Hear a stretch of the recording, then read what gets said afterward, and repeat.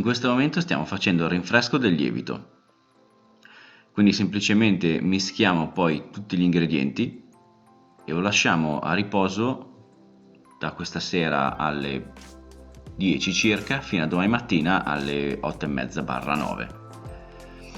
Non è un impasto, quindi non va impastato, va semplicemente amalgamato, miscelato e basta. Io utilizzo sempre farine semi-integrali o integrali, potete farlo anche con una farina zero, naturalmente il valore nutritivo sarà diverso. Lo amalgamiamo solo per un paio di minuti, non c'è bisogno di fare 10 minuti, 20 minuti, è proprio il tempo che le farine e i liquidi si miscelano.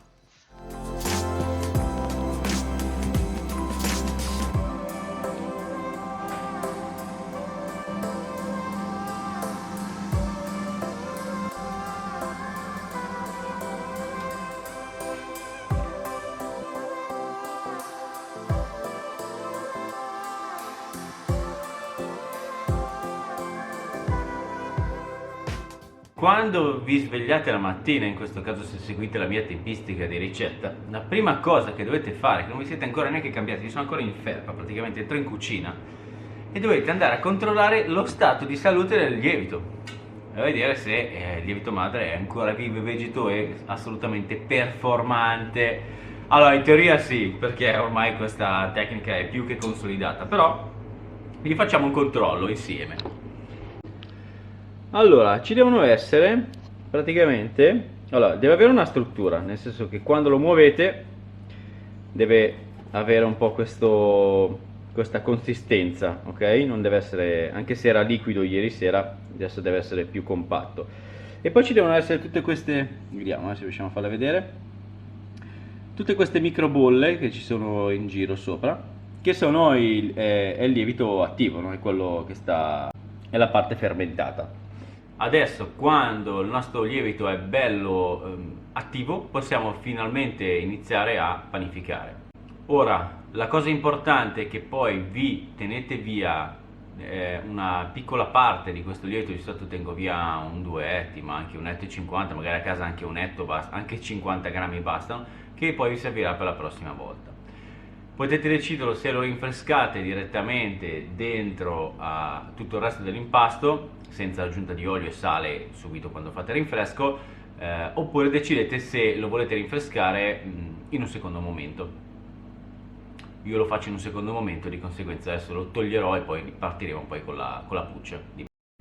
Altra cosa importantissima, la temperatura che c'è nell'ambiente. Naturalmente adesso siamo in febbraio, inizia a fare un pochino di caldo, ma non così tanto caldo. Quindi le tempistiche di lievitazione sono totalmente diverse rispetto all'estate. Quando c'è fuori 30 gradi, si può far lievitare il lievito madre per tutta la notte con questa temperatura, ma dovranno cambiare i rapporti fra la quantità del lievito e la quantità della farina che verrà aggiunta. Basta. Partiamo?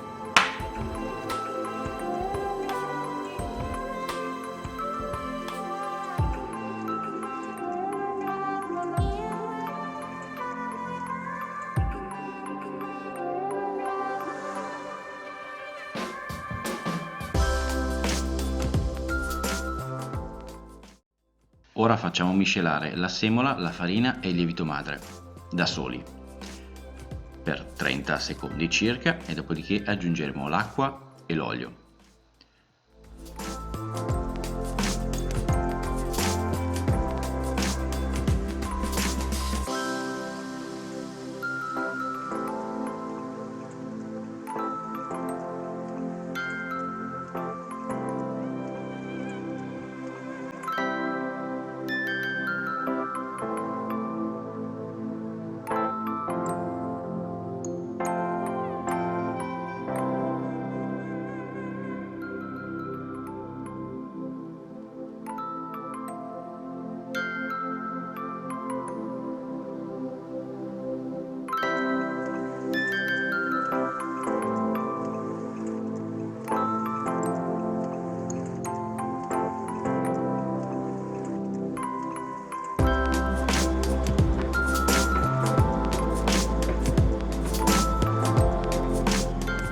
Dopo aver impastato per 10 minuti circa, gli facciamo fare una pausa, nel senso che l'impasto ha bisogno di riposo e di conseguenza mettiamo un timer e calcoliamo circa 10 minuti indicativamente. Poi se uno non ha tempo può anche omettere questo passaggio.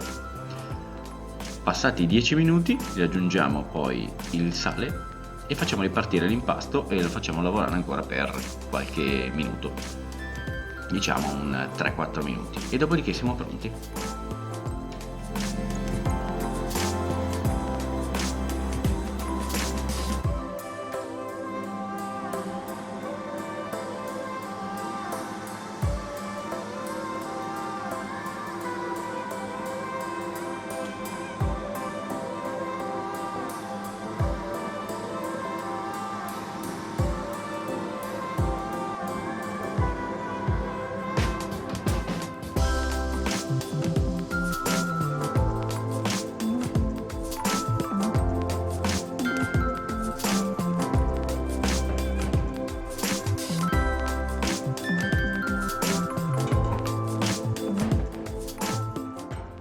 Ora comunque impastiamo un minutino a mano, giusto per passare la propria energia all'impasto del pane, per scaldarlo con le proprie mani e per dargli i batteri che ci sono sulle proprie mani, perché in questo caso il lievito madre si nutre di tutto quello che c'è in giro e quindi anche ciò che c'è sulle mani.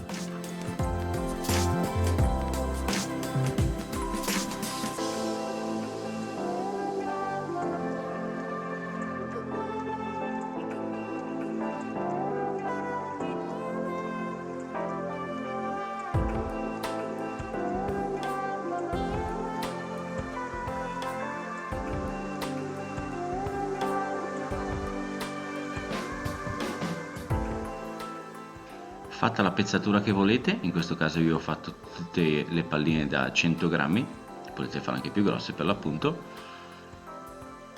le formiamo, quindi vediamo qua in video in slow la tecnica per riuscire a farle bene. Quindi con le dita, il pollice e il mignolo bisogna schiacciare sotto l'impasto, ecco. Volendo potete anche schiacciarlo poi adesso alla fine con le dita e proprio unire tutti i lembi che sono rimasti esterni.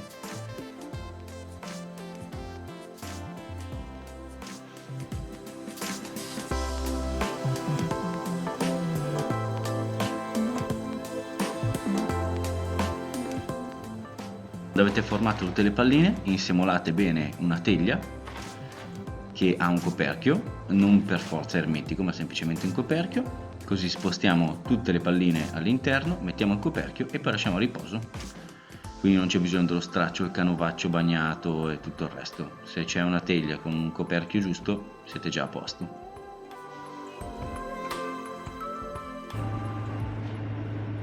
Guardate che bello, baciato dal sole questa mattina. Una delle cose più importanti quando iniziate a utilizzare il lievito madre è imparare a conoscerlo. Dovete entrare un po' in sintonia, dovete capirlo, dovete provare, dovete sbagliare un sacco di volte, perché il lievito madre non è come il lievito di birra, ha bisogno del suo tempo, ha bisogno di molta attenzione, ha bisogno di cura, ha bisogno di essere rinfrescato, insomma fondamentalmente è un essere vivente e come essere vivente ha bisogno di essere coccolato, curato, amato soprattutto.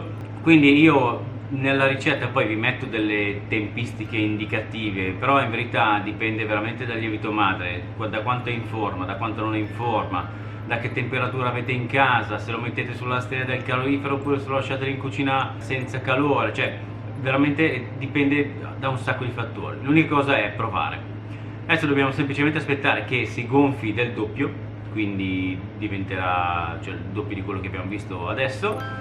Adesso lo lascio sopra il mio forno al caldo per circa 3 ore indicativamente, quindi da adesso che sono le 9:24 secondo me per mezzogiorno è anche pronto, però magari no, vediamo. E dopodiché inforneremo le palline che poi verranno schiacciate a 250 gradi per 11 minuti circa, così otterremo delle fantastiche pucce con il lievito madre. Questo è un po' il concetto.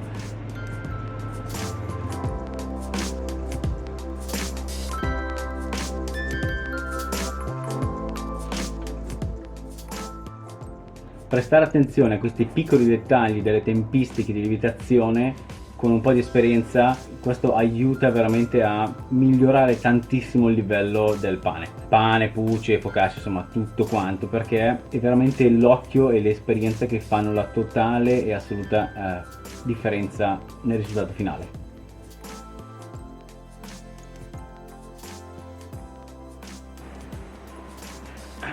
Allora, adesso è la una, vediamo un po' come sono messi le nostre pucce. Mi sa che ci siamo quasi, adesso guardiamo insieme.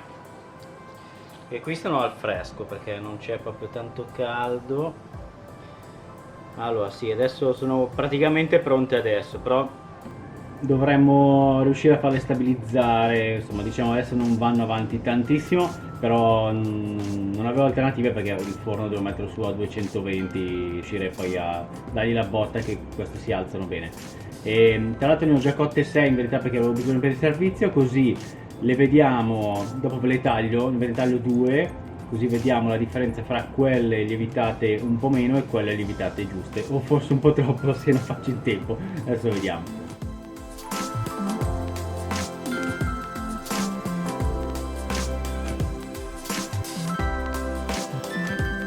Ora insiemoliamo il tavolo,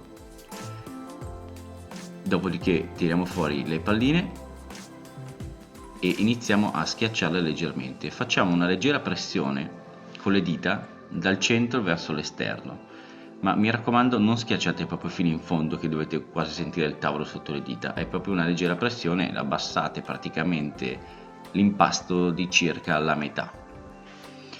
In questo modo non stiamo distruggendo tutto il lavoro fatto dal lievito e così quando poi andremo a infornare la puccia si alzerà. Questa è sempre la teoria, poi la pratica.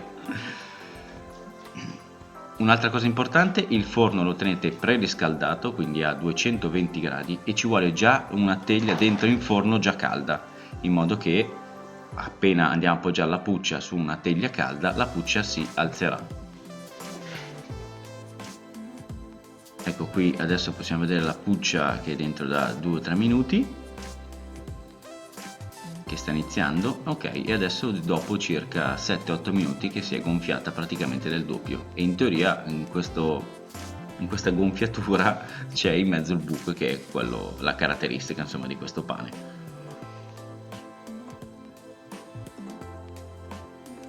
La puccia perfetta, cioè, guardate che bella. Allora, poi le ho fatte da 100 grammi, se volete potete farle anche più grosse, non c'è problema. La tecnica è assolutamente identica, quindi non vi preoccupate se volete farle più grosse. Ora la andiamo ad aprire. Sempre coltello a sega, mi raccomando. E vediamo. In teoria ci deve essere un buco in mezzo. Se c'è, siamo a cavallo.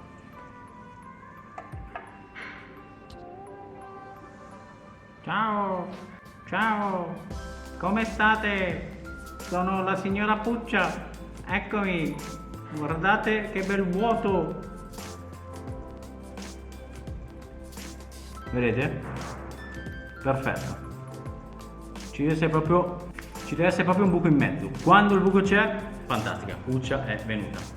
L'abitazione qua è perfetta. Volevo farvi vedere quello che ho fatto prima, ma non ho fatto in tempo perché le usate tutte e perché oggi abbiamo lavorato tanto e di conseguenza ho dovuto usare anche quelle che avevo appena cotto. Comunque era comunque venuto il buco, non così bello, ma era comunque venuto. Sono quelle che ho cotto a mezzogiorno e mezzo, mentre queste qua le ho cotte alle 2:30. Quindi capite anche tutte le tempistiche diverse proprio del lievito madre, che si comporta in un modo, si comporta nell'altro, a volte la giornata, la forza del lievito, a volte come è impastato la sera prima, a volte se tu sei felice o sei incazzato, insomma tutta una serie di cose. Il lievito risponde veramente a un sacco di fattori esterni.